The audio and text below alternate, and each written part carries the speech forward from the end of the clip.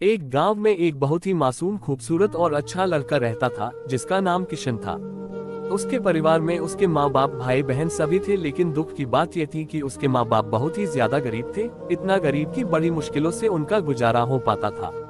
लेकिन किशन पढ़ने में बहुत तेज और समझदार था और वह गांव के सरकारी स्कूल में ही पढ़ता था। एक दिन की बात है, किशन को एक लड़की को देखते ही उससे प्यार हो गया, यानी उससे पहली नजर में वो प्यार कर बैठा था।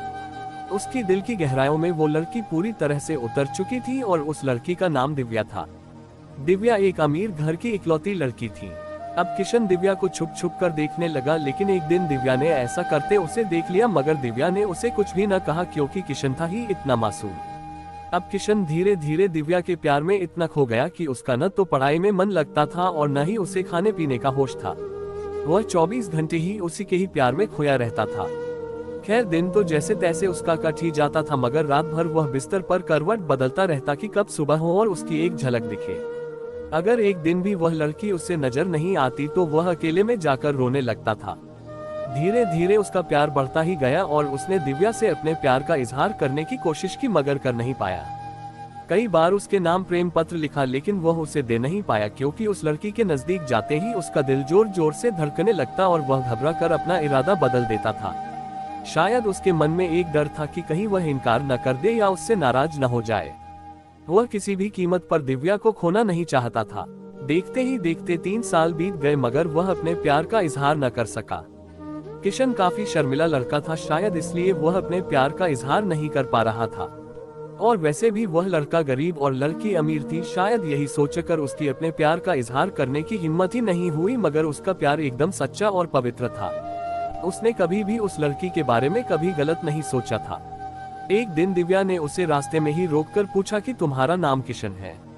उसने कहा, हाँ। अच्छा, तुम मुझे हमेशा ही दूर से क्यों देखते रहते हो? क्या तुम मुझसे कुछ कहना चाहते हो? इस बात से किशन डर गया और बोलने में हड़बड़ाने लगा। तभी दिव्या बोली कि तुम बहुत मासूम और अच्छे भी हो। उस दिन शायद बात बन ही जाती, मगर किशन उससे बात करने में बहुत ही ज्यादा शर्मा रहा था। तो दिव्या ने कहा कि क्या तुम मुझसे दोस्ती करोगे? ये कहकर दिव्या ने अपना हाथ आगे बढ़ा दिया तो जल्दी से किशन ने उसका हाथ अपने हाथ में लिया और कहा कि हाँ, मैं तुमसे दोस्ती करना चाहता हूँ। दिव्या के चेहरे से लग रहा था कि वो किशन से पूरी तरह इम्प्रेस हो चुकी थी। अब वो दोनों ही एक दोस्त की तरह मिलने लगे और दिव्या को भी शायद उससे प्यार हो चुका था और वो भी किशन के कुछ बोलने का इंतजार कर रही थी। किशन को भी ये पता लग चुका था कि दिव्या अब पूरी तरह से उसकी दीवानी हो चुकी थी, बस उसे प्रपोज करने की ही देर थी। मतलब उन दोनों को ही एक दूसरे से बेहद प्यार हो चुका था। तभी एक दिन किशन के पिताजी बहुत बीमार हो गए और वो वैसे भी अब काफी बुजुर्ग हो चुके थे, इसलिए उनसे काम की कोई भी उम्मीद नहीं थी।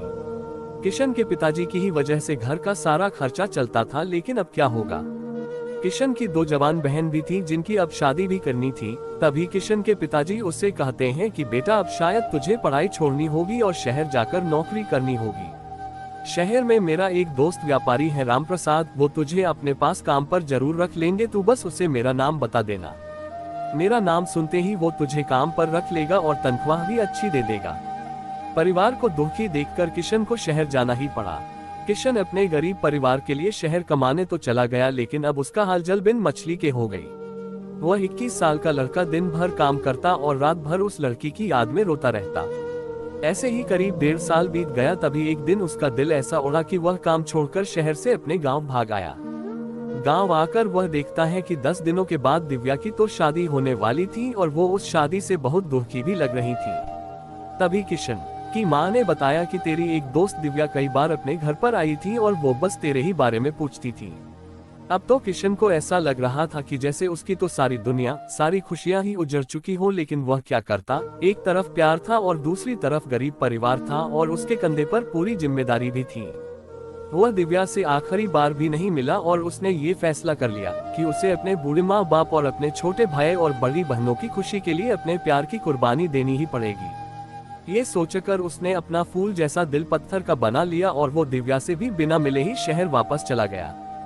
जाते जाते भी उसकी जान निकल रही थी कि काश दिव्या उसे मिल जाती। वह ये सोचकर बहुत रो रहा था कि वो इतना गरीब क्यों है, क्योंकि इस गरीबी के कारण वो आज कुछ भी न कर सका। लेकिन किशन आज भी दिव्या के बारे सोच सोचकर छुप छुप के खूब रोता है और खूब तड़पता भी है। उसके मन में आज भी सिर्फ दिव्या के लिए ही फीलिंग और प्यार है।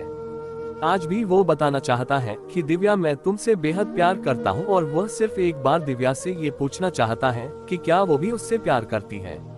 लेकिन किशन ने तो प्यार और परिवार के फर्ज में परिवार को चुन लिया। तो दोस्तों, किशन ने परिवार के फर्ज को चुनकर सही किया, और क्या उसे इतने गरीब परिवार को मजबूरी में छोड़कर अपने प्यार को अपनाना चाहिए था? प्लीज कमेंट करके अपनी राय बताएं। धन्यवाद।